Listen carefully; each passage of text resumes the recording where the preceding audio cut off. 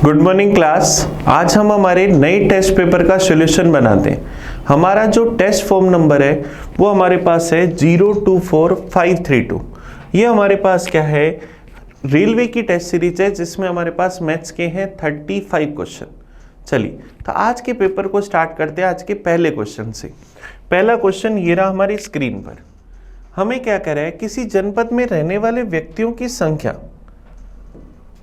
64,000 है। यदि यह संख्या 2.5% वार्षिक दर से बढ़ रही है तो 3 साल बाद वहां रहने वाले व्यक्तियों की संख्या क्या होगी।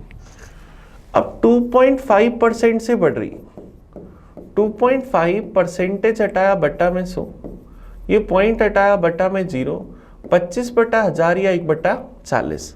इसका मतलब जनसंख्या अगर 40 थी तो 41 हुई। अब 3 साल के लिए हो रही है तो हर बार 40 से 41 फिर 40 से 41। तो इसका मतलब इनिशियली जो जनसंख्या थी वो क्या थी 64,000। 40 का क्यूब हमारे पास क्या होता है 64,000। 41 का क्यूब अगर निकालें तो क्या आ जाएगा 68921। तो हमें कह रहे हैं जनसंख्या 64,000 थी, अब कितनी हो जाएगी, इसी की वैल्यू दे रखी है तो आंसर क्या आ जाएगा 68921। ये हमारा आंसर आ जाएगा क्वेश्चन नंबर 86 का। किसी को अगर 41 का क्यूब याद नहीं हो तो उसे 41 का क्यूब निकालना पड़ेगा।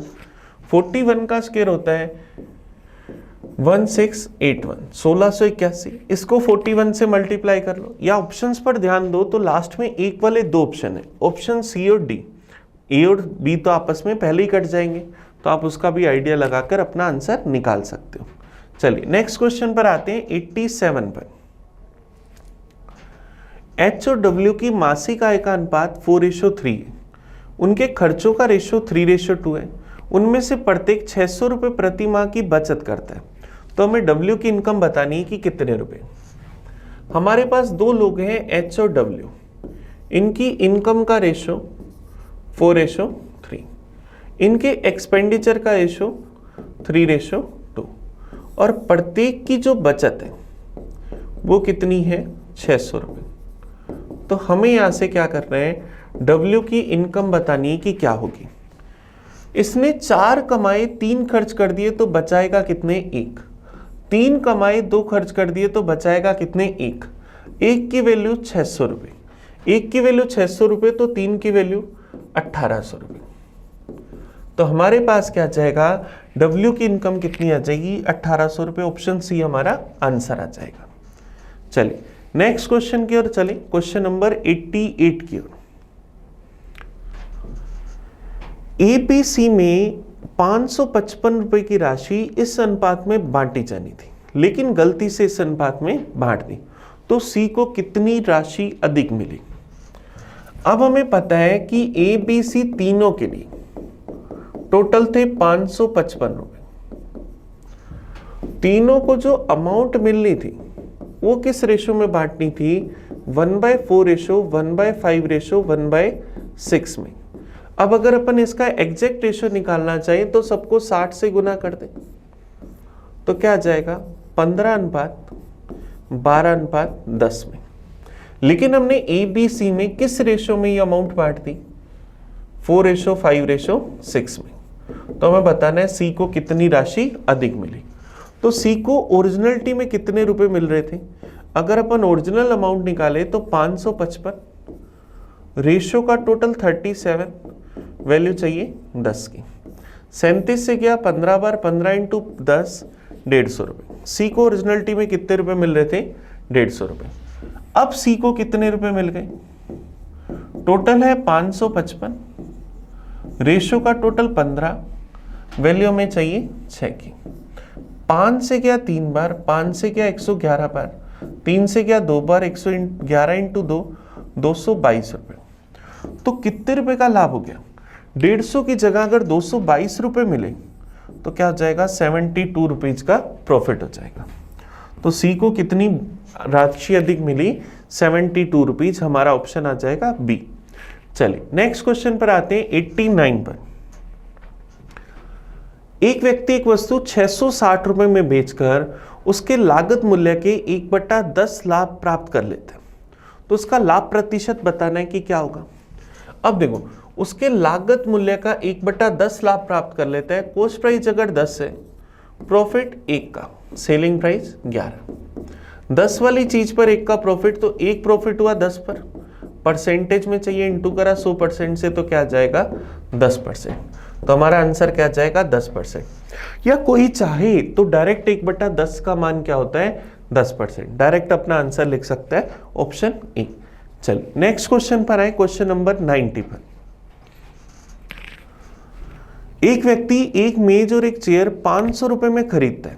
मेज को 10% हानि पर और चेयर को 10% लाभ पर बेच देता है। इस प्रकार उसे कुल 10 रुपए का लाभ होता है, तो उसने कुर्सी का क्रय मूल्य हमें बताना है कि कितना था। अब देखो एक टेबल और चेयर है जिसका टोटल कॉस्ट प्राइस है 500 रुपए। टेबल पर उसे क्या होता है 10% का लॉस, चेयर पर उसे क्या होता है 10% का प्रॉफिट। टोटल प्रॉफिट है 10 रुपए का। 10 रुपए 500 का कितना परसेंट है, 10/500 गुना 100%, तो क्या जाएगा 2%। तो टोटल उसे प्रॉफिट हुआ 2% का। एलिगेशन लगाते, 10 में से 2 गए 8, 2 में से 10 गए 12, 8:12 या 2:3। तो इस रेशो के अंदर अपन इनको बांट दें, तो टेबल है 200 रुपए का और चेयर 300 रुपए की। 2:3 के हिसाब से रेट आ गया 200 और 300 रुपए। हमें कुर्सी का क्रय मूल्य बताना है, तो आंसर क्या जाएगा ऑप्शन ए, 300 रुपए हमारा सही आंसर आ जाएगा।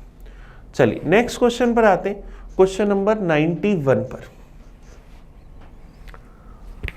एबीसी मिलकर 1800 रुपए मूल्य में एक काम को पूरा किया। ए ने 6 दिन, बी ने 4 दिन और सी ने 9 दिन काम किया। इनके दैनिक मजदूरी का अनुपात इतना है, तो हमें बताना है कि ए को कितना धन मिलेगा, मनी मिलेगी। हमें पता है वेजेज जो होता है मजदूरी, वेजेज को हमेशा और हमेशा टाइम इनटू एफिशिएंसी के रेशियो में बांटा जाता है। मजदूरी को हमेशा और हमेशा टाइम इनटू एफिशिएंसी के रेशियो में बांटा जाता है। तो हमें पता है ए बी सी, इन्होंने जो काम करा उसका टाइम 6 दिन, 4 दिन और 9 दिन। एफिशिएंसी का रेशो 5:6:4 है। तो यहां से अगर टोटल वर्क अगर देखें तो क्या आ जाएगा, ए ने कितना काम करा 30, 5 × 6 30, बी ने कितना काम करा 6 × 4 24, सी ने कितना काम करा 9 × 4 36। तो टोटल हमारे पास काम कितना हो गया 90। टोटल कितने पेड़ लगे 90। 90 पेड़ लगाने के कितने रुपए थे 1800 रुपए। इनकी कुल मजदूरी कितनी थी 1800 रुपए। तो एक पेड़ लगाने के कितने रुपए हुए 1800/90 20 रुपए। एक पेड़ लगाने के 20 रुपए, तो ए ने लगाए 30 पेड़, तो ए की मजदूरी क्या आ जाएगी 30 × 20 600 रुपए। तो ए को इस काम करने के कितने रुपए मिले 600 रुपए। ये हमारा आंसर आ जाएगा ऑप्शन बी। चलिए नेक्स्ट क्वेश्चन की ओर बढ़ते 92 की ओर। निम्नलिखित का योग बताना है कि क्या होगा। देखिए हमें टर्म दे रखी है 1/9 + 1/6 1/12 1/20 1/30 और 1/72।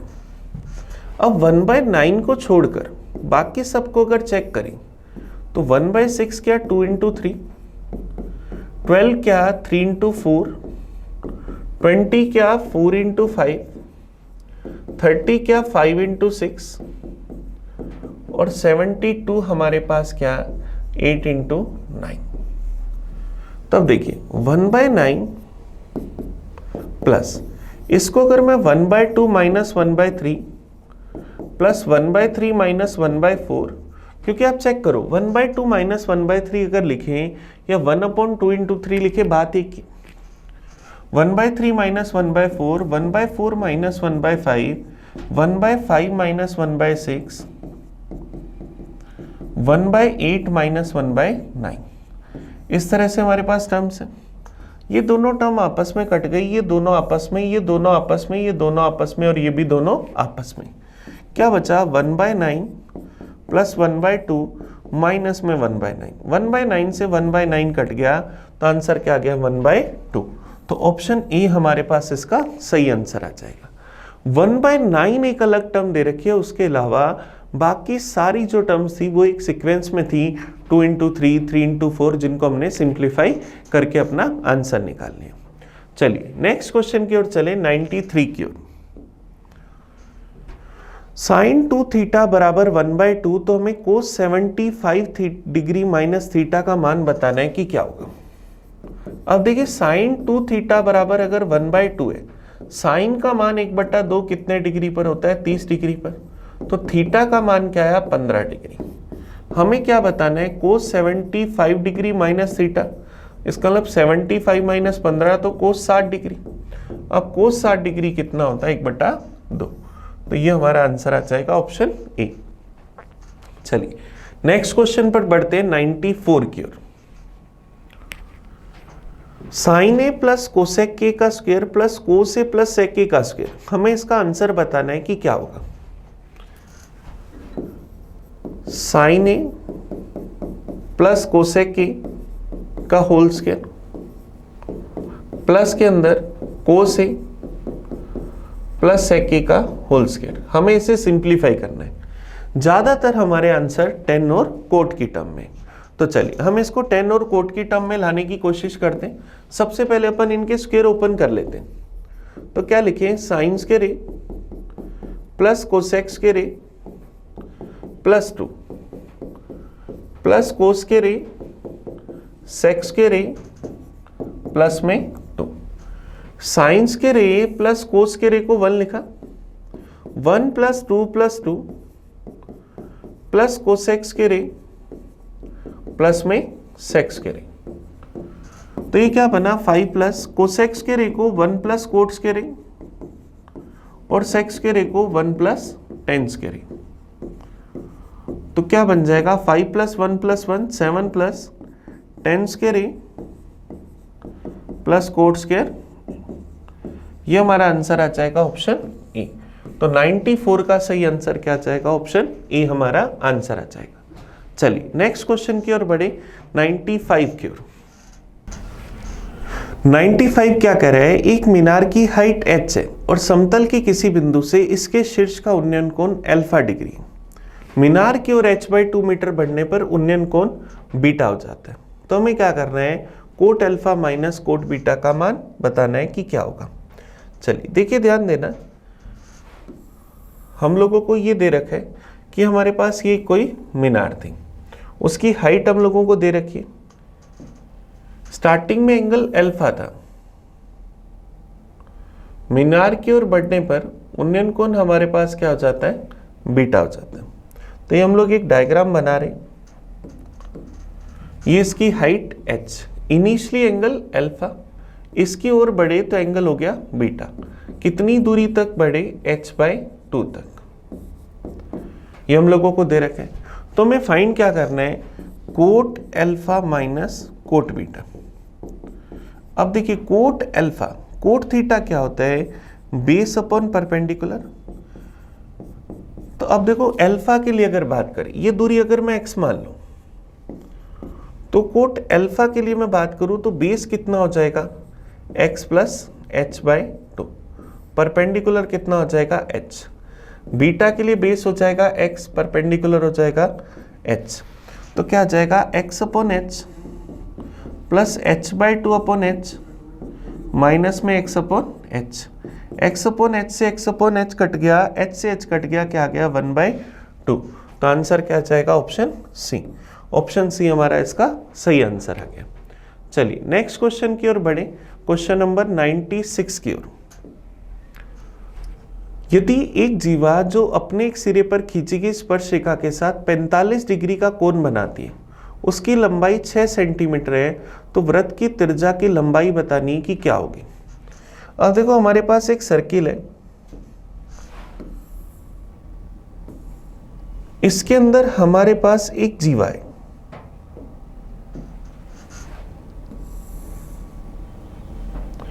अब ये जीवा क्या करती है, अपने सिरे पर खींची गई स्पर्श रेखा के साथ, ये स्पर्श रेखा नहीं, इसके साथ कितने डिग्री का कोण बनाती है, 45 डिग्री का। तो हमें क्या करना है, वृत्त की त्रिज्या की लंबाई बतानी है कि क्या होगी। मान लिया ये जीवा ए बी है, एक स्पर्श रेखा पी क्यू थी जो सर्किल को बी बिंदु पर स्पर्श कर रही, ये एंगल 45 डिग्री है, इसकी लेंथ क्या है, 6 सेंटीमीटर। तो हमें वृत्त की त्रिज्या बतानी। अब देखिए यहां पर ये 45 डिग्री, तो इसी के द्वारा सर्कमफ्रेंस पर बना एंगल भी 45, ये 45 तो ये 90 डिग्री, ये दोनों बराबर, ये दोनों r, ये भी r, तो ये मेरे पास 6, तो क्या आ जाएगा, r square plus r square बराबर 6 का स्क्वायर 36, तो आर स्क्वायर बराबर 18, तो r की वैल्यू रूट में 18 या 3√2, तो इसकी रेडियस क्या आ जाएगी, 3√2। तो आंसर क्या आ जाएगा, ऑप्शन बी। तो वृत्त की त्रिज्या की लंबाई 3√2। नेक्स्ट क्वेश्चन की ओर बढ़ते हैं, 97 की ओर। एक 72 सेंटीमीटर स्क्वायर एरिया वाला त्रिभुज ABC का केंद्रक G है, AD, BE और CF उसकी 3 माध्यिकाएं हैं, तो हमें ट्रायंगल BDG का एरिया बताना है कि क्या होगा। तो सबसे पहले देखिए, अगर अपन यहां पर एक ये ट्रायंगल बना ले, हम लोगों के पास ये एक ट्रायंगल है ABC, इसमें माध्यिकाएं हैं 3, AD, BE और CF, इन तीनों का इंटरसेक्शन पॉइंट हमें दे रखा है G। हमें क्या करना है, BDG इस वाले ट्रायंगल का एरिया बताना है कि क्या होगा। हम लोगों को पता है कि माध्यिका को इंटरसेक्शन पॉइंट इन सबको बराबर एरिया वाले ट्रायंगल्स में डिवाइड करता है और ईच का एरिया 1/6 होता है। तो हमें क्या करना है, 72 का अगर हमें 1/6 निकालें तो क्या आ जाएगा, 12, तो इसका एरिया क्या आ जाएगा, 12 सेंटीमीटर स्क्वायर। हमारा आंसर क्या आ जाएगा, ऑप्शन डी। ऑप्शन डी हमारा आंसर आ जाएगा। तो BDG का एरिया 12। नेक्स्ट देखते हैं क्वेश्चन नंबर 98 की ओर। ये हमारे पास हमारा क्वेश्चन था ज्योमेट्री का, वो भी उसके अंदर ट्रायंगल का। नेक्स्ट आते हैं 98 पर। एक त्रिभुज के दो कोण 1/2 रेडियन और 1/3 रेडियन दे रखे हैं, तो तीसरे कोण का मान हमें बताना है, वो भी डिग्री में। हमें पता है ट्रायंगल के तीनों इंटीरियर एंगल का सम या तो 180 डिग्री होता है, या हम क्या कह सकते हैं, पाई रेडियन होता है। अब हमें दो कोण दे रखे, एक कोण है 1/2 रेडियन, दूसरा कोण है 1/3 रेडियन। तो हमें अगर नेक्स्ट एंगल चाहिए, थर्ड एंगल अगर हमें चाहिए, तो हम क्या करेंगे, 180 डिग्री में से 180 डिग्री, अब देखो 180 डिग्री तो हम लिखे नहीं क्योंकि हमें रेडियन में दे रखे, तो पाई रेडियन में से क्या करेंगे, 1/2 और वापस से लिखते हैं, अभी लिखा नहीं जा रहा, किसी टेक्निकल एरर से वापस से लिखते हैं। हमें एंगल्स का सम पता है 180 डिग्री होता है, या हम क्या कह सकते हैं, पाई रेडियन होता है। एक एंगल हम लोगों को दे रखा है 1/2 रेडियन, दूसरा एंगल हम लोगों को दे रखा है 1/3 रेडियन। तो अगर हम थर्ड एंगल निकालें तो क्या करें, पाई रेडियन में से इन दोनों एंगल्स का सम घटा दें, तो हमारे पास तीसरा एंगल आ जाएगा। अब देखो क्या आ जाएगा, पाई माइनस, इसको अगर अपन सोल्व करेंगे, एलसीएम लेंगे 6, तो ये क्या आ जाएगा, ऊपर क्या आ जाएगा 5, पाई माइनस 5/6 रेडियन। पाई की जगह अपन क्या लिख सकते हैं, 22/7, माइनस में 5/6, एलसीएम क्या आ जाएगा 42, ऊपर क्या आ जाएगा 22 × 6 132, माइनस में 35। तो हमारे पास क्या आ जाएगा 97/42 रेडियन। अब रेडियन में मेरे पास ये आ गया, अब मुझे इसको बदलना है डिग्री में। अब हमें पता है कि रेडियन को डिग्री में बदलने के लिए क्या करते हैं, 180/पाई से मल्टीप्लाई करते हैं। तो 97/42 को 180/पाई से मल्टीप्लाई करा, पाई की जगह रख दिया 22/7, तो 97/42 इंटू 180 बटा पाई की वैल्यू 22/7। तो यहाँ से इसको सोल्व करें, ये 6 से चला गया 7 पर, 6 से गया 30 पर, 7 से 7 कैंसिल। अब यहाँ से अगर मैं इसको काटूँ, 2 से गया 11 बार, ये गया 15 बार, तो क्या आ जाएगा 97 इंटू 15/11।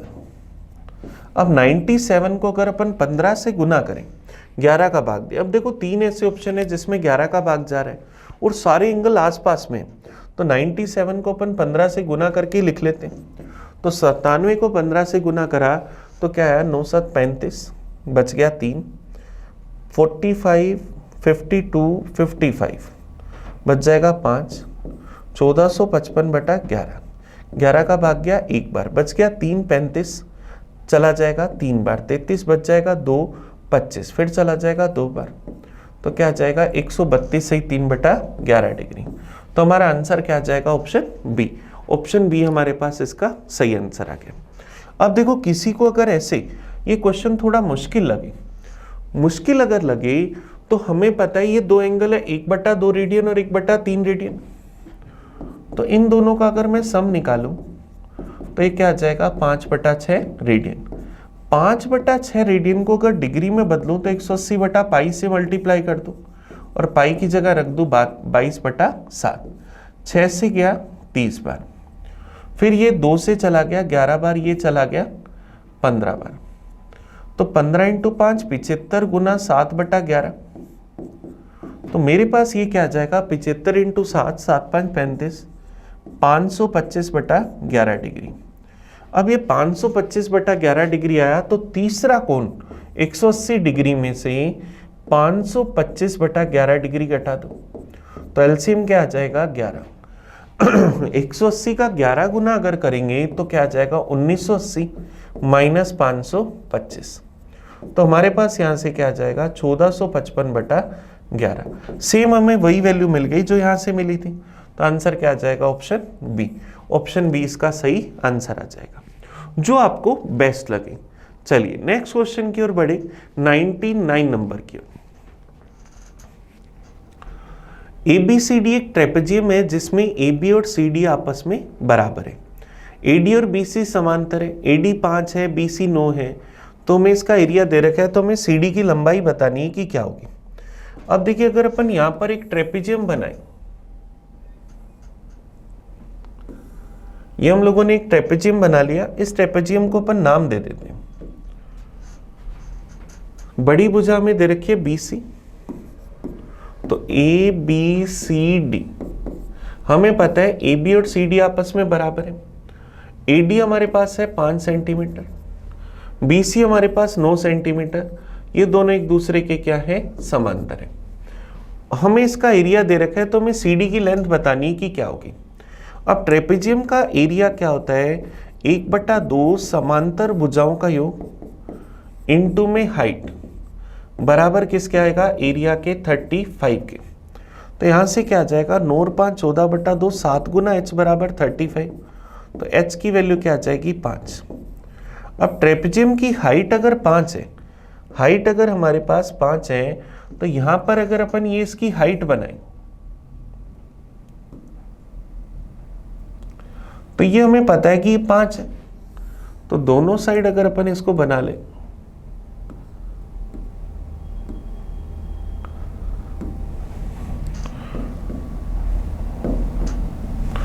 दोनों साइड अगर अपन इस हाइट को बना ले तो ये हमारे पास बन गई। अब हमें पता है कि ये हाइट 5 है, अब ये 5 थी तो ये भी 5 होगी।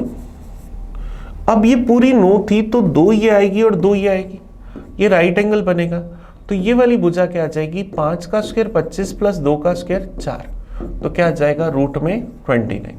तो हमारा आंसर क्या आ जाएगा, ऑप्शन डी। ऑप्शन डी इसका सही आंसर आ जाएगा। चलिए नेक्स्ट पढ़ते हैं क्वेश्चन नंबर 100 की ओर। एक धनराशि को ए और बी में 12:13 में बांटा गया, यदि ए को 600 रुपए मिले तो कुल धनराशि बतानी है कि क्या होगी। अब ए और बी के अंदर जो मनी डिवाइड करेगी वो 12:13 में, हमें 12 की वैल्यू 600 रुपए पता है, तो यहां से हमें अगर टोटल चाहिए तो क्या आ जाएगा 600 की वैल्यू रेशियो में 12, वैल्यू चाहिए 12 प्लस 13 25 की, 12 से क्या 50 बार 50 गुना 25 1250 रुपये। तो ये टोटल मनी हमारे पास कितनी आ जाएगी 1250 रुपये। तो आंसर क्या आ जाएगा ऑप्शन बी। चलिए नेक्स्ट क्वेश्चन की ओर बढ़े 101 की ओर। एक पात्र ए जो 25 लीटर एल्कोहल से भरा है, दूसरा पात्र बी जिसकी धारिता ए से 3 गुना है, 1:3 में एल्कोहल और फॉर्मिक एसिड का 60 लीटर मिक्सचर है। एक बर्तन ए है जिसमें है 25 लीटर एल्कोहल है, यह हमें दे रखा है कि एल्कोहल से पूरा भरा। दूसरा बर्तन बी है जिसकी कैपेसिटी धारिता ए से 3 गुनी है, इसका मतलब 75 लीटर है, इसमें 60 लीटर एल्कोहल और फॉर्मिक एसिड भरा है। वो भी क्या कह रहा है किस रेशो के अंदर 1:3 में। 1:3 में एल्कोहल और फॉर्मिक एसिड भरे तो 4 की वैल्यू 60 लीटर तो 1 की वैल्यू 15 लीटर। 15 लीटर एल्कोहल और फॉर्मिक एसिड है 45 लीटर। अब हमें क्या कह रहे हैं पात्र बी जिसकी धारिता ए से 3 गुना है, 1:3 में एल्कोहल व फॉर्मिक एसिड का 60 लीटर मिक्सचर भरा है। पात्र बी को पात्र ए द्वारा पूरा भर दिया जाए तथा पुनः पात्र ए को पात्र बी द्वारा भर दिया जाए, तो ए में एल्कोहल और फॉर्मिक एसिड का रेशियो बताना है कि क्या होगा। अब ए से पहले सबसे पहले बी को भरेंगे, तो बी में 60 लीटर मिक्सचर तो पहले से ही है, कैपेसिटी 75 लीटर है, तो कितने लीटर आ सकता है 15 लीटर। तो फर्स्ट टाइम जब अपन इसमें से 15 लीटर इसमें डालेंगे, 15 लीटर अगर अपन इसमें डाल देंगे तो ए के अंदर तो एल्कोहल कितना बचेगा 10 लीटर, बी के अंदर एल्कोहल हो जाएगा 30 लीटर और फॉर्मिक एसिड क्या हो जाएगा 45 लीटर। एल्कोहल और फॉर्मिक एसिड कितना हो गया 30 और 45। अब बी से लिक्विड को ट्रांसफर करना है ए में। अब सेकेंड टाइम जब ए में ट्रांसफर करूंगा तो कितने लीटर जगह है, सिर्फ 25 में से 10 लीटर भरा हुआ है तो 15 लीटर जगह है। इसमें से जो मिक्सचर निकलेगा वो 30:45 या 2:3 में निकलेगा। तो 2:3 में अगर मैं यहां से 15 लीटर निकालूं तो एल्कोहल कितना निकलेगा 15/5 गुना में 2 6 लीटर और फॉर्मिक एसिड कितना निकलेगा 15/5 गुना 3 9 लीटर। तो 6 लीटर एल्कोहल अगर एल्कोहल में मिला दूं तो एल्कोहल 10 पहले था, 6 ये आया तो 16 लीटर और 9 लीटर फॉर्मिक एसिड आ गया। तो एल्कोहल और फॉर्मिक एसिड का रेशो 16 लीटर अनुपात 9 लीटर या 16:9। यही हमें बताना है कि पात्र ए में एल्कोहल और फॉर्मिक एसिड की मात्रा का अनुपात क्या है। तो हमारा आंसर क्या आ गया ऑप्शन सी। चलिए नेक्स्ट क्वेश्चन की ओर बढ़े 102 नंबर की ओर। एक बॉक्स में ₹1.50 मूल्य वाले टोटल 210 सिक्के, उनका कुल मूल्य का अनुपात 13:11 है। तो ₹1 वाले सिक्कों की संख्या बतानी ही कि क्या होगी। हमें पता है टोटल क्वाइंस है 210 जिनका वेरिएंट हम लोगों को दे रखा है ₹1.50 और इनके वैल्यू का मूल्यों का अनुपात रुपीज का रेशियो दे रखा है 13:11। रुपीज का रेशियो दे रखा है 13:11। कॉइन्स वाले क्वेश्चन में क्या होता है हमें देखना होता है कि हमें जिस भी चीज का टोटल दे रखा है हमें रेशियो भी क्या चाहिए उसी का। तो अगर टोटल कॉइन्स का है तो रेशियो भी किसका चाहिए कॉइन्स का। ये 13 और 11 रुपए मैं ऐसा मान लेता हूं कि यहाँ 13 और 11 रुपए थे। ₹1 वाले सिक्कों से अगर 13 रुपए बनाने हैं तो कितने सिक्के चाहिए 13। 50 पैसे वाले सिक्कों से 11 रुपए बनाने हैं तो कितने सिक्के चाहिए 22, क्योंकि ₹1 बनाने के लिए 2 सिक्के चाहिए तो 11 रुपए बनाने के लिए 22 सिक्के। तो क्या आ जाएगा कॉइन्स का रेशियो 13:22। हमें बताना क्या है ₹1 वाले सिक्कों की संख्या।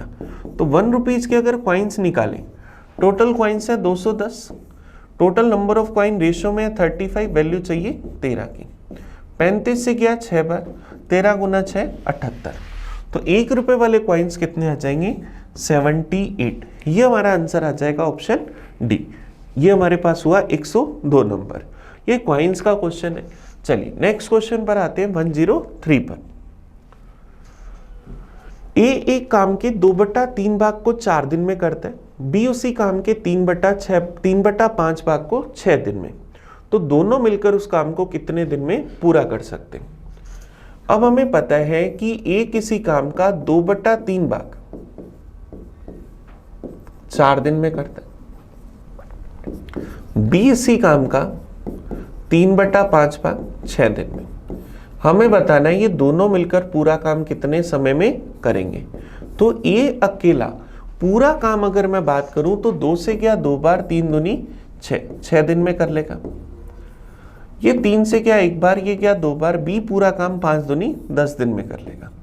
हमें बताना है दोनों मिलकर कितने समय में करेंगे। तो सबसे पहले टोटल वर्क निकाला।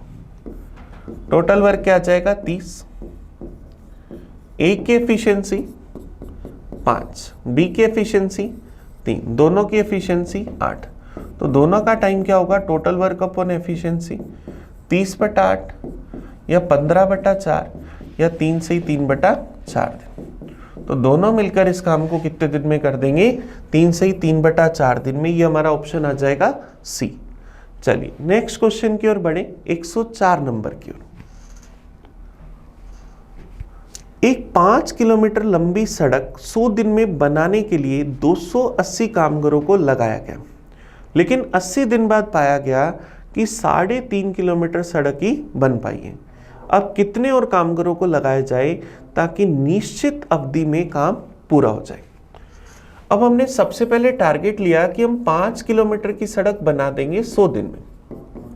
सबसे पहले काम पर लगाए गए 280 लोग। इन्होंने 3.5 किलोमीटर की सड़क बनाई 80 दिनों में। अब कह रहे कितने आदमी और काम पर लगाएं ताकि काम निश्चित समय में पूरा हो जाए। 100 दिन में से अगर 80 दिन काम हो गया तो दिन कितने बचे 20। 3.5 किलोमीटर सड़क बन गई, 5 में से 3.5 सड़क बन गई तो बची कितनी 1.5 किलोमीटर। कितने लोग और चाहिए, मान लिया x लोग और चाहिए, तो व्यक्ति कितने हो जाएंगे 280 प्लस x। तो यहां से हम क्या करें, x की वैल्यू निकाल लेते हैं, क्रॉस मल्टीप्लाई कर देते हैं।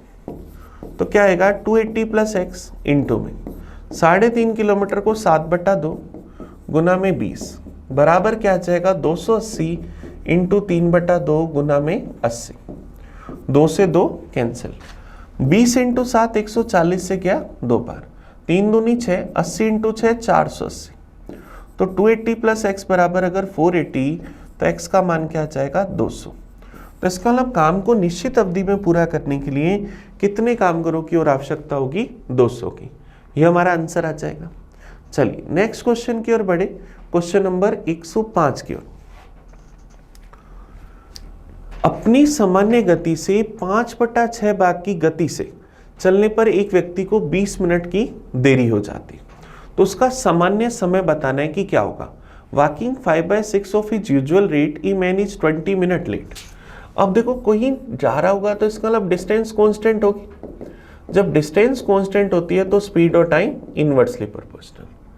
अब अगर अपन उसकी ओरिजिनल स्पीड 6 लेते तो वो 5/6 स्पीड से चल रहा है, इसका मतलब अब उसकी स्पीड कितनी होगी 5। तो स्पीड का रेशो 6:5, तो टाइम का रेशो क्या होगा 5:6। अब 5 और 6 में डिफरेंस 1 का, हम कह रहे 1 का डिफरेंस है, वो क्या कह रहे हैं मैं कितने मिनट लेट होता हूँ 20 मिनट। 1 की वैल्यू 20 मिनट तो 5 की वैल्यू 100 मिनट। इसका मतलब ओरिजिनलिटी में उसे ये डिस्टेंस ट्रेवल करने में कितना टाइम लगता था 100 मिनट। तो आंसर क्या आ जाएगा ऑप्शन सी। ऑप्शन सी हमारे पास इसका आंसर आ जाएगा। चलिए नेक्स्ट क्वेश्चन की ओर बढ़े, 106 नंबर की ओर। एक व्यक्ति 6 घंटे में 285 किलोमीटर की यात्रा करता है। इसमें से पहले भाग में वह 40 किलोमीटर प्रति घंटा की स्पीड से बस द्वारा यात्रा करता है, दूसरे भाग में 55 किलोमीटर पर आवर की स्पीड से ट्रेन से यात्रा करता है। तो उसे ट्रेन यात्रा की दूरी बतानी कि कितनी होगी। टोटल चल रहा है 6 घंटे में 285 किलोमीटर।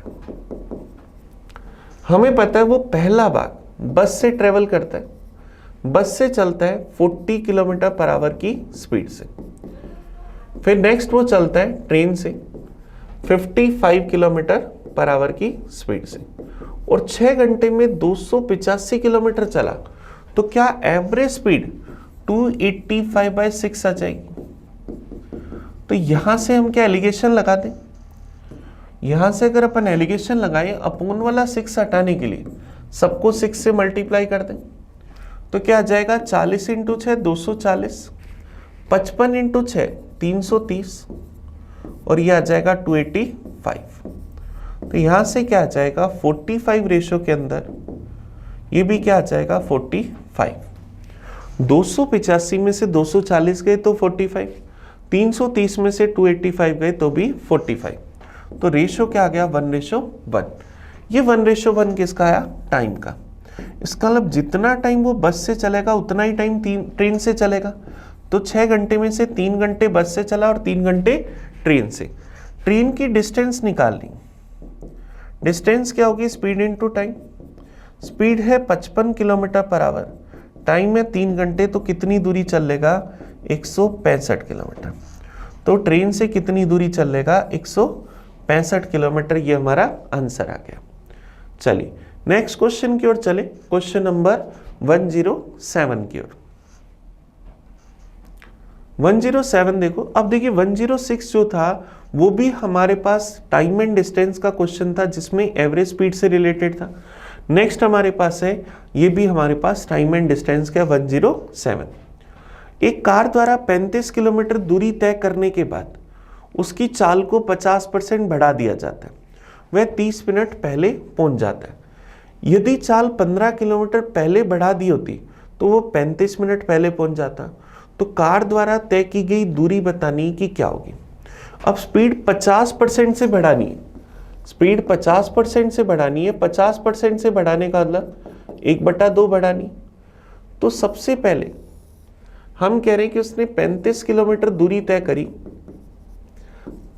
2x की स्पीड से।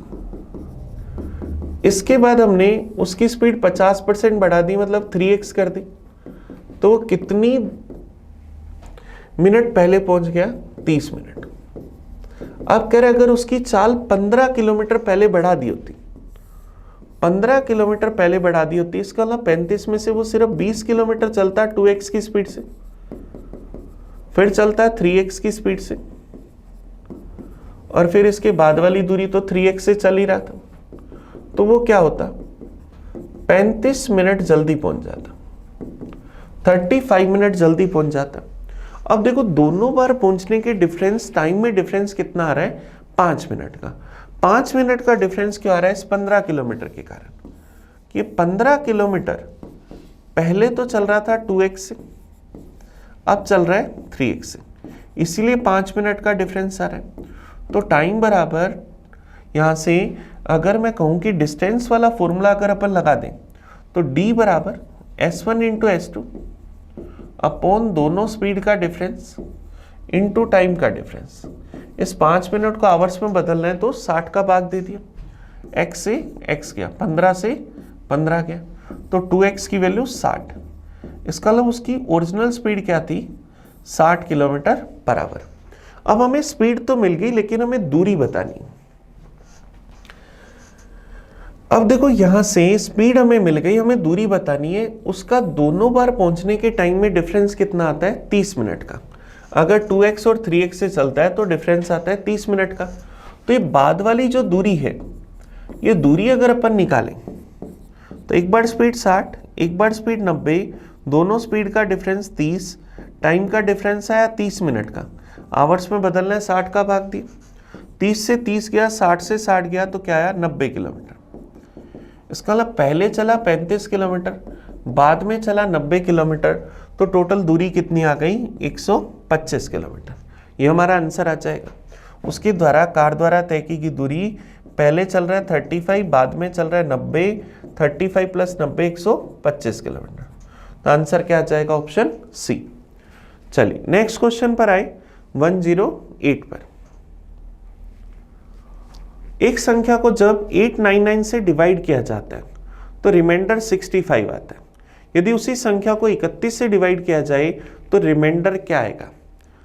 तो अब देखो हमारा डिवीजर 1, किसी नंबर को 899 से डिवाइड कर रहे हैं तो रिमाइंडर क्या आता है 65। अब जब अपन यहां पर क्या करते हैं, उसी संख्या को अगर 31 से डिवाइड करें तो हमें रिमाइंडर बताना है कि क्या होगा। ये डिवीजर 1 था 899, ये डिवीजर 2 है।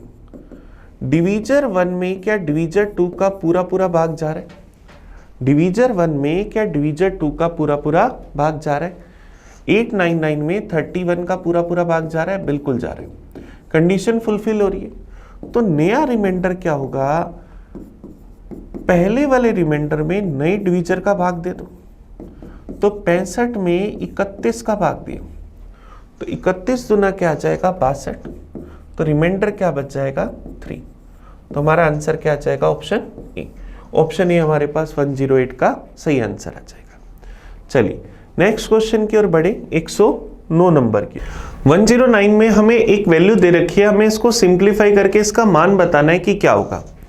तो अब देखो हमें टर्म क्या दे रखी है, 1 minus A upon 1 minus 1 upon 1 plus A upon 1 minus ए। तो अपन सबसे पहले इस डिवाइड वाली टर्म को सोल्व करते हैं, क्योंकि इस तरह के क्वेश्चन को हमेशा लास्ट स्टेप से सोल्व करा जाता है। तो अगर अपन 1 प्लस ए अपॉन 1 माइनस ए को सिंप्लीफाई करें, इसका एलसीएम आ जाएगा 1 माइनस ए।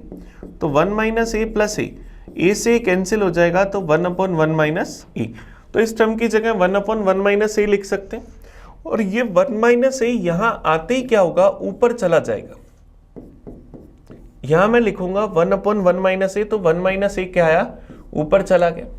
तो यहां से इसको सोल्व करें, ये माइनस को अगर अंदर लेकर जाऊं तो माइनस का 1 और प्लस का 1, 1 से 1 कट जाएगा। 1 minus A upon A upon ए क्या बनेगा 1, 1 माइनस 1 क्या आंसर आया 0।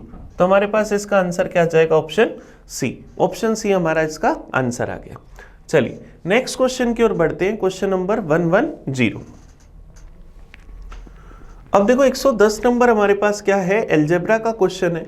हमें दे रखा है x बराबर 2√24 अपॉन में 3 प्लस 2√2। तो हमें इस टर्म की वैल्यू बतानी है कि क्या होगी। अब देखो होता क्या है, यहां पर x प्लस √8 अपॉन में x minus √8 plus x plus √12 upon x minus √12। ये टर्म क्या x अपॉन √8 में CND रूल लगा के बनी है। ये टर्म x अपॉन √12 में CND रूल लगाकर बनी है। यहां पर अगर मैं √8 का डिवाइड कर दूं तो मेरे पास यहाँ ये जो बटा वाला √8 है, ऊपर वाली टर्म में √24 में अगर मैं √8 का डिवाइड करूं तो क्या मेरे पास √3 आएगा। बटा वाली एक टर्म आ रही है। फिर मैं क्या करूं, √24 के अंदर √12 का अगर डिवाइड करूं तो मेरे पास क्या जाएगा √2। बटा वाली दूसरी टर्म आ रही। तो बटा वाली जब दोनों टर्म आ जाती हैं तो हमारा आंसर क्या आता है 2। और हमारे पास इस तरह के जितने भी क्वेश्चन है उसमें आंसर हमारे पास क्या आता है 2 आता है। चलिए नेक्स्ट क्वेश्चन पर आते हैं, 111 नंबर पर। 111 देखो हमारे पास अलजेब्रा का क्वेश्चन है, हमें इसका मान बताना है कि क्या होगा। टर्म क्या है, a माइनस बी का होल स्क्वायर अपॉन में b minus C into C minus ए। सेकेंड टर्म क्या है, b माइनस सी का होल स्क्वायर अपॉन के अंदर a minus B into C minus A. और थर्ड टर्म क्या है, a माइनस सी का होल स्क्वायर अपॉन में a minus B into B minus C. अब देखिए हम क्या करें, अगर इन डिवाइड वाली तीनों टर्म्स का अगर अपन एलसीएम ले ले, a minus B into B minus C into C minus A, अगर अपन इन तीनों टर्म्स का एलसीएम ले ले तो ऊपर क्या बनेगा, a माइनस बी का cube plus b minus C का cube plus a minus C का क्यूब। ऐसा हम लिख सकते हैं। अब ये हमारे पास तीनों का क्यूब बना। जब भी हमें 3 नंबर्स का क्यूब दे रखा होता है, सबसे पहले चेक करते हैं कहीं तीनों का टोटल हमारे पास कहीं 0 तो नहीं है। अब ये a माइनस सी का स्क्वायर है, बटा से c माइनस ए आएगा। तो तीसरी जो टर्म है, ये तीसरे वाली जो हमारी टर्म है, ये हमारे पास क्या बन जाएगी, ये c माइनस ए का क्यूब बन जाएगी। क्योंकि a माइनस सी का स्क्वायर लिखो, यहां पर इसको भी लिख लेते हैं, ये हमारे पास a minus B. a minus C का स्क्वायर लिखो या c माइनस ए का स्क्वायर लिखो, बात एक ही। c माइनस ए के स्क्वायर को जब c माइनस ए से मल्टीप्लाई करेंगे तो c माइनस ए का क्यूब। अब जब तीन नंबर्स का हमारे पास क्यूब का सम निकालना है तो सबसे पहले चेक करते हैं कहीं इन तीनों का टोटल जीरो तो नहीं है, और इन तीनों का टोटल क्या बन रहा है, जीरो। तो इसकी वैल्यू क्या होती है, 3a minus B, b minus C, c minus A upon में a minus B, b minus C और c माइनस ए। तो ये तीनों टर्म आपस में कट जाएंगे, आंसर क्या आ जाएगा, 3। तो हमारे पास इस क्वेश्चन का आंसर क्या आ जाएगा, ऑप्शन डी। ऑप्शन डी इसका सही आंसर आ गया। चलिए नेक्स्ट चलते हैं क्वेश्चन नंबर 112 की ओर। ये भी हमारे पास देखो अलजेब्रा का क्वेश्चन है, ए की पावर x बराबर बी की पावर y बराबर सी की पावर z और बी स्क्वायर बराबर ए सी। तो हमें y का मान बताना है कि क्या होगा। ए की पावर x बराबर बी की पावर y बराबर सी की पावर z, अगर इन सब के इक्वल में मैं k मान लूं तो a की पावर x बराबर अगर k है तो a क्या हम k की पावर 1/x लिख सकते हैं। b की पावर y बराबर अगर k है तो b बराबर क्या k की पावर 1/y लिख सकते हैं। और c की पावर z बराबर भी अगर अपन k लिखें तो c बराबर क्या k की पावर 1/z लिखा जा सकता है। तो हमें यहाँ से a b c तीनों के मान मिल गए। b स्क्वायर बराबर किसके दे रखा है, ac के। अब b की जगह क्या रखा, k की पावर 1/y, इसका स्क्वायर है तो क्या आ जाएगा 2/y बराबर a की जगह k की पावर 1/x इंटू c की जगह k की पावर 1/z। तो क्या आएगा, k की पावर 2/y बराबर k की पावर 1/x प्लस 1/z। तो क्या आ जाएगा 2/y बराबर 1/x प्लस 1/z। इसका एलसीएम ले लोगे तो एलसीएम क्या आ जाएगा, xz, ऊपर क्या आ जाएगा z प्लस x। तो 2/y बराबर z plus x upon xz या zx, क्रॉस मल्टीप्लाई कर दें तो y बराबर क्या आ जाएगा 2xz upon z plus x। ये हमारा आंसर आ जाएगा। तो हमारे पास ऑप्शन क्या आ जाएगा, ऑप्शन डी। ऑप्शन डी इसका सही आंसर आ जाएगा। चलिए ये हमारे पास अलजेब्रा का क्वेश्चन था। नेक्स्ट क्वेश्चन पर आते हैं 113 पर। 113 देखो क्या कह रहे हैं, एक वर्ग का एरिया, पेरीमीटर और डायगोनल जो है वो हम लोगों को ए बी सी दे रखे, तो हमें b इंटू सी अपॉन ए की वैल्यू बतानी है कि क्या होगी। हमारे पास एक स्क्वायर है, इस स्क्वायर की साइड को अगर मैं x मान लूं तो मेरे पास इसका एरिया क्या होगा, एक्स स्क्वायर, जिसको किससे रिप्रेजेंट कर रखा है, ए से। इसका पेरीमीटर, पेरीमीटर हमारे पास क्या होगा 4x, इसको मैं क्या रिप्रेजेंट कर रखा है, b से। और इसका जो डायगोनल है वो क्या होगा, √2x, उसको रिप्रेजेंट कर रखा है c से। तो हमारे पास ए बी सी तीनों के मान आ गए। हमें बताना क्या है, b इंटू सी अपॉन ए। तो b की जगह रखा 4x, c की जगह रखा √2x अपॉन में a के लिए x स्क्वायर। x आपस में कट जाएंगे तो क्या आ जाएगा 4√2। तो हमारा आंसर क्या आ जाएगा, ऑप्शन बी। ऑप्शन बी इसका सही आंसर आ जाएगा। चलिए नेक्स्ट क्वेश्चन की ओर बढ़ते हैं, 114 की ओर। हमें क्या दे रखा है, एक समलंब चतुर्भुज का एरिया 336 वर्ग सेंटीमीटर है। यदि इसकी समांतर भुजाओं का अनुपात 5:7 है और दोनों के बीच की लंबवत दूरी 14 है, तो समांतर भुजाओं में छोटी भुजा की लंबाई बतानी है कि क्या होगी। पैरेलल साइड्स, पैरेलल साइड्स अगर अपन ए और बी माने तो इनका रेशो 5:7 है। तो ये साइड्स हम लोग क्या 5x और 7x मान लें। अब ट्रेपेजियम का एरिया क्या होता है, 1/2 सम ऑफ पैरेलल साइड इनटू के अंदर हाइट बराबर हमारे पास क्या आ जाएगा, एरिया 336 के। तो ये 2 से चला जाएगा 7 बार, 7 से अगर इसको काटे 7 चौक 28, बच जाएगा 5 56 चला जाएगा 8 बार। तो क्या आ जाएगा 5x प्लस 7x बनेगा 12x बराबर 48। तो x का मान 48/12 4। अब x की वैल्यू 4, तो स्मॉलर साइड 5x है तो क्या आ जाएगी 20। तो आंसर क्या आ जाएगा 20 सेंटीमीटर। अगर बड़ी भुजा पूछता तो 7x निकाल लेते तो क्या आ जाता 28। तो हमारा आंसर क्या आ गया, ऑप्शन ए। चलिए नेक्स्ट क्वेश्चन पर आते हैं 115 पर। ₹1000 पर 10% वार्षिक दर से चक्रवृद्धि ब्याज 464.10 है। तो हमें ब्याज की अवधि बतानी है कि कितने वर्ष है। अब जिन लोगों को पता है कि 4 साल के लिए मल्टीप्लाई करते हैं 4641 से, उनको तो देखकर ही पता लग जाएगा कि आंसर क्या जाएगा, 4 साल। जिन लोगों को पता है कि 4641 से मल्टीप्लाई कर दे तो हमारे पास यहाँ पर 4 साल का ब्याज आता है, तो उनको तो देखते ही पता लग जाएगा 4 ईयर। अब जो ऐसा नहीं कर सके उन लोगों को कैलकुलेशन करनी पड़ेगी।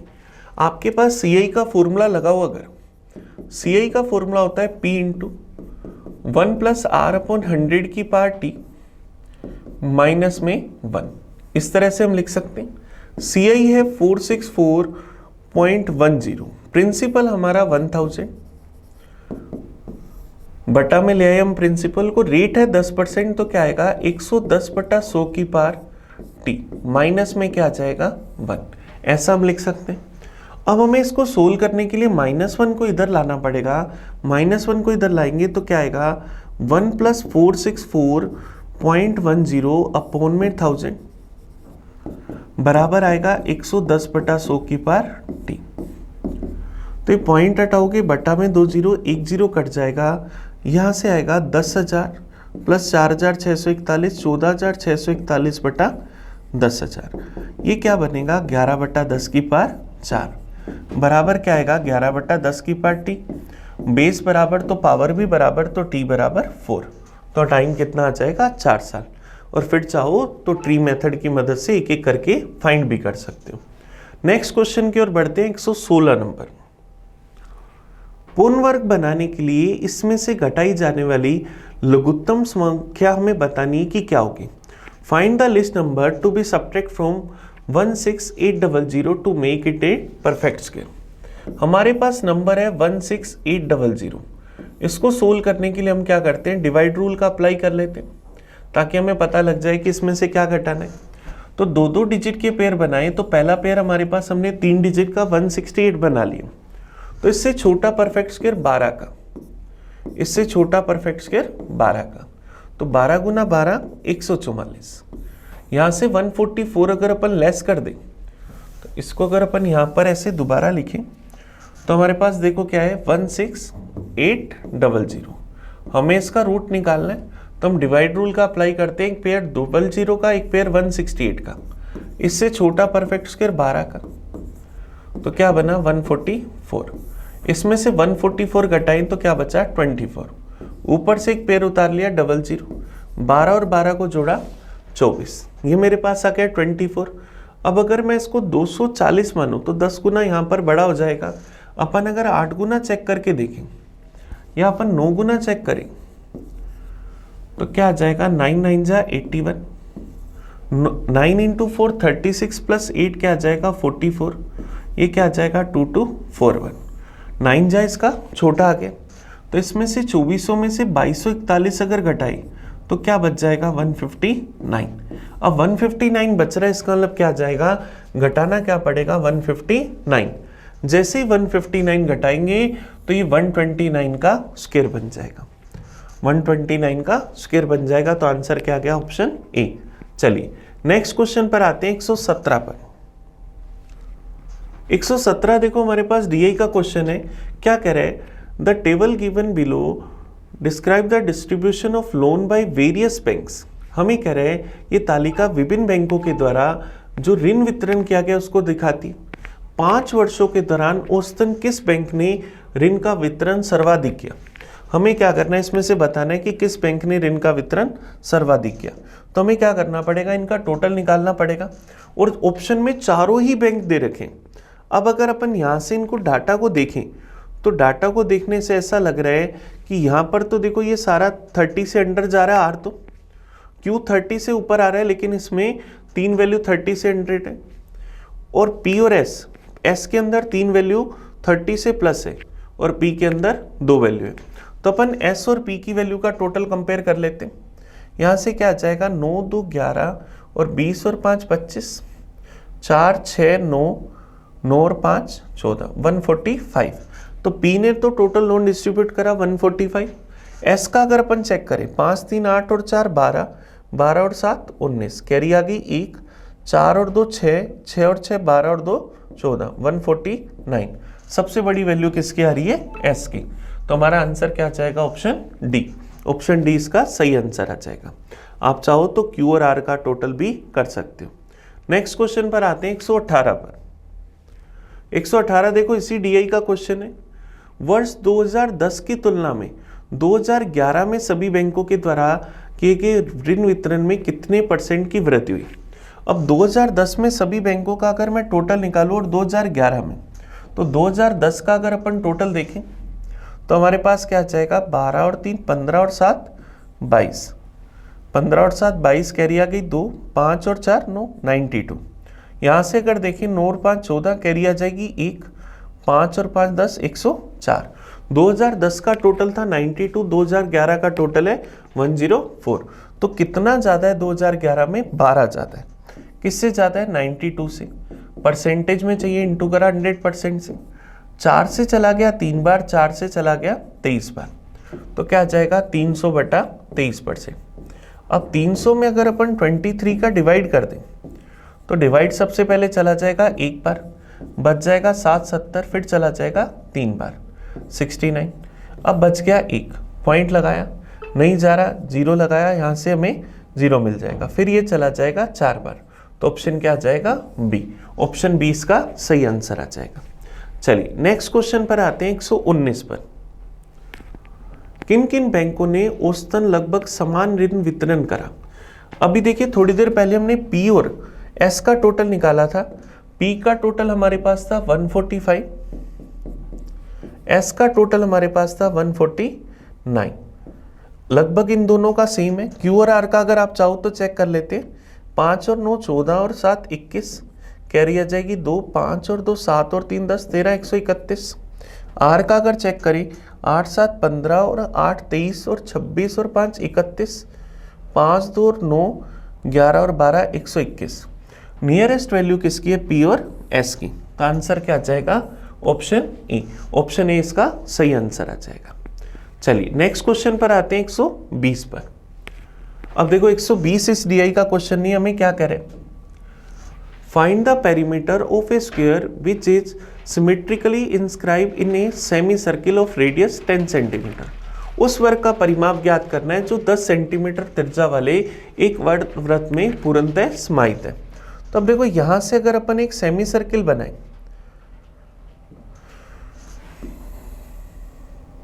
ये हम लोगों ने एक सर्किल बनाया, अपन क्या करते हैं इसको सेंटर से 2 पार्ट्स में डिवाइड कर लेते हैं। ये हम लोगों के पास एक सेमी सर्किल हो गया। अब इस सेमी सर्किल के अंदर हम लोगों को क्या करना है? एक स्क्वायर बनाना है।